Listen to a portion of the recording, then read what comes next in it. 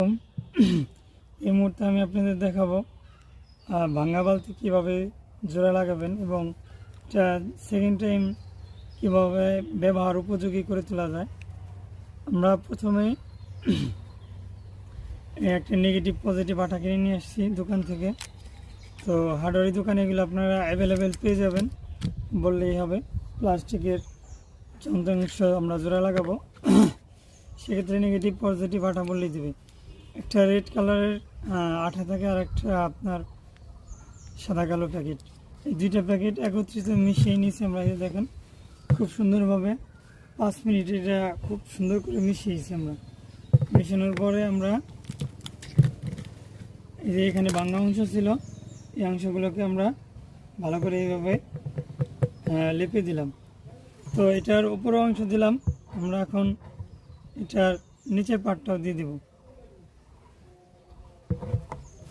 দেখুন এই যে অংশটা একটু ফাটা ছিল, তো এখান থেকে আর কি পানি পড়তেছিল। তো আমরা একটা বালতি এখন কিনতে গেলে আপনার 300 টাকার মতো লাগতে পারে। এগুলো একটা বালতি কিনতে গেলে 13 টাকা অল্প। তো ভিতরে যদি পানি থাকে সেটা একটু মুছে নেবেন। আমাদের এখানে একটু পানি ছিল, আমরা একটু মুছে নেব এখন। তো এমন একটা নতুন বালতি কিনতে গেলে আপনাকে 300 টাকা গুনতে হবে।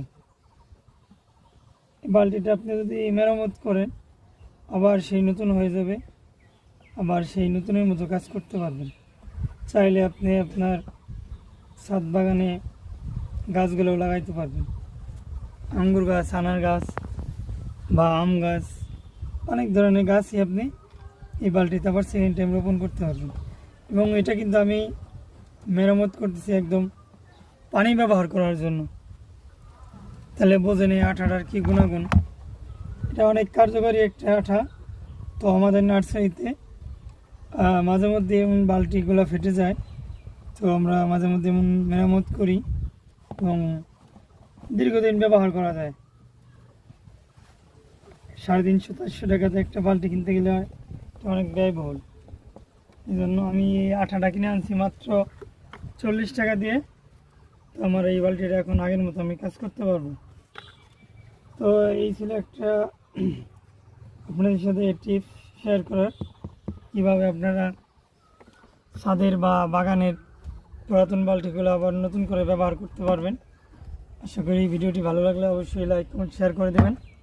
এই যে আমার এখানে যে এই বালতিগুলো আছে, আমি এই বালতিগুলো এখন মেরামত করবো সেমভাবেই সম্ভব। সকলকে